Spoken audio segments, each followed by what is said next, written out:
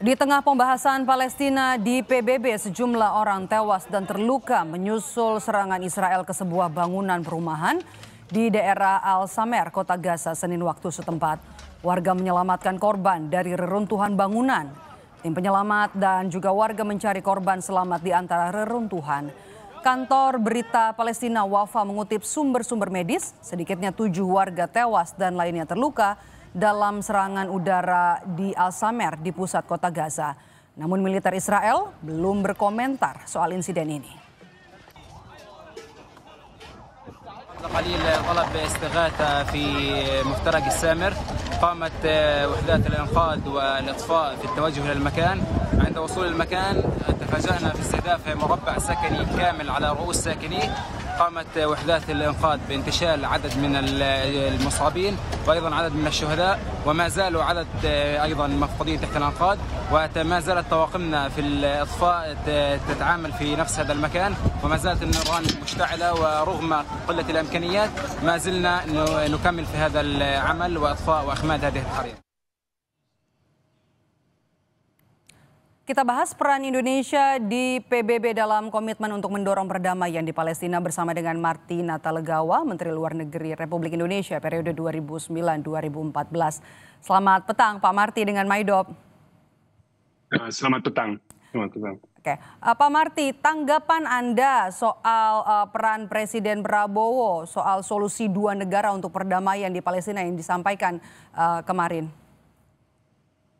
Peran Indonesia sebenarnya sudah semenjak berpuluhan tahun lamanya di Palestina mengenai Palestina.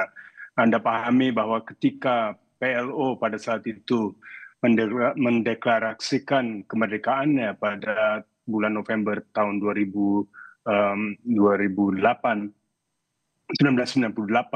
Indonesia pada hari yang sama sudah mengakui dan menjalin hubungan diplomatik dengan negara Palestina. Jadi ini bukan sesuatu sikap dukungan Indonesia terhadap Palestina, bukan sesuatu yang baru diungkapkan.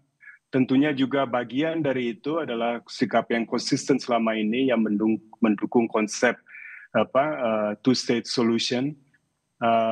Pada pertemuan di Majelis Umum PBB ini tentunya Bapak Presiden menegaskan kembali sikap Indonesia tersebut sebagai bagian dari masyarakat internasional. Demikian.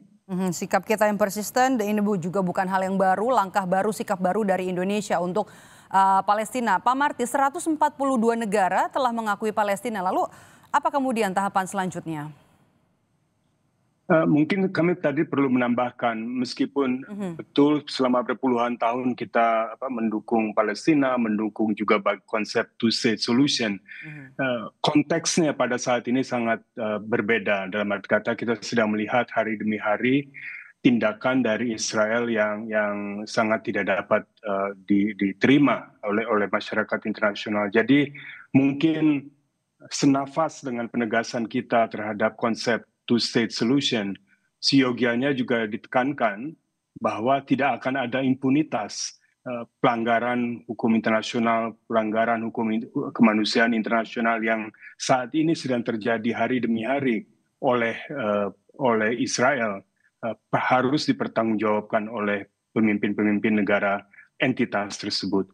Jadi kita harus hati-hati, sementara di satu pihak menegaskan posisi prinsip tentang two-state solution, tapi pada saat yang sama bukan berarti bahwa ada level playing field.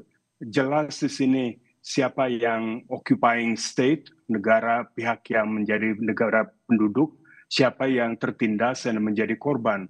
Jadi saya kira ada baiknya juga apabila Indonesia bukan saja menekankan konsep two-state solution, tetapi juga menggarisbawahi apa yang sedang kita saksikan pada saat ini sesuatu yang patut dikecam sekeras-kerasnya, dan para pemimpin Israel yang bertanggung jawab harus mempertanggungjawabkan tindakannya. Saya kira itu penting dalam suasana saat ini.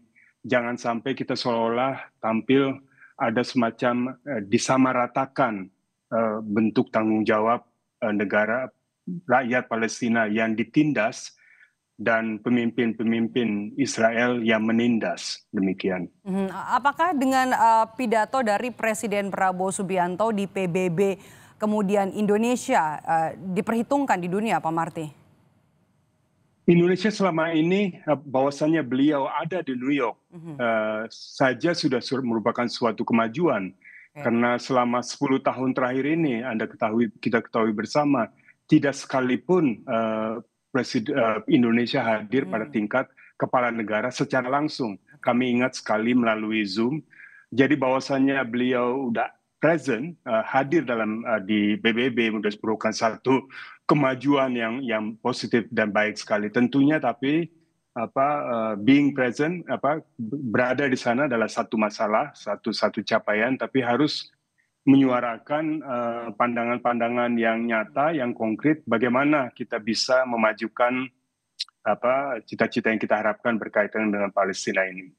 Oke, Pak Marty, jadi nanti ke depan selanjutnya apa yang akan kita lihat? Apakah nanti akan tercapai, Palestina akan diakui oleh semua negara yang ada di dunia? Dari hal yang kita mulai dari PBB hari ini? Ya, kita melihat memang dalam beberapa waktu terakhir ini ada momentum baru ke arah pengakuan negara Palestina, khususnya oleh negara-negara yang selama ini menganggap dirinya sebagai sekutu Israel. Ada Australia, ada Inggris dan lain-lain. Jadi momentum baru sedang terbentuk, perlu dipelihara dan dipertahankan. Namun sekali lagi ini adalah meskipun itu patut disambut dengan baik, namun kita sedang menyaksikan adanya sikap satu entitas Israel yang betul-betul melawan masyarakat internasional. Karena Israel saat ini sudah terkucilkan, sikapnya tidak bisa dipertanggungjawab, mereka harus mempertanggungjawabkan sikapnya. Pemimpin-pemimpin Israel, saya menggunakan istilah itu, harus mempertanggungjawabkan sikapnya, dan kedepannya diplomasi harus dikedepankan, karena ini pertemuan 1 minggu ke depan adalah hanya awal dari yang dinamakan sesi Majelis Umum PBB yang tahunan sifatnya, dan mudah-mudahan diplomasi Indonesia bisa bekerja dengan efektif dan efisien untuk menindaklanjuti harapan-harapan kita semua, insya Allah. Ya. Oke, Anda melihat apa yang disampaikan oleh Presiden Prabowo Subianto, garis-garis besarnya ya Pak Marty, dalam two-state solution dan juga yang disampaikan nanti dalam sidang umum PBB, ini bakalan sama atau secara garis besar ada perbedaan begitu?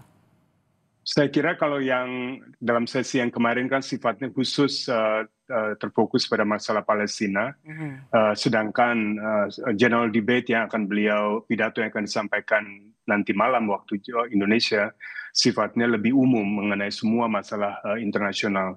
Dan harapan kami tentunya, harapan kita semua mungkin adalah Indonesia kembali tampil di forum internasional, bukan saja menyampaikan pidato yang baik, tapi tidak kalah penting menindaklanjuti peranan-peranan Indonesia yang selama ini sangat-sangat aktif di forum multilateral. Karena kalau Anda kita melihat hampir semua perkembangan penting dari peranan PBB selalu ada footprint atau peranan dari Indonesia di dalamnya. Dan saya kira Bapak Presiden Prabowo ada kesempatan untuk mengembalikan peranan Indonesia yang seperti itu. Baik, terima kasih atas perbincangannya, Marty Natalegawa, mantan Menteri Luar Negeri Menteri Luar Negeri periode 2009-2014. Sehat selalu, Pak Marty.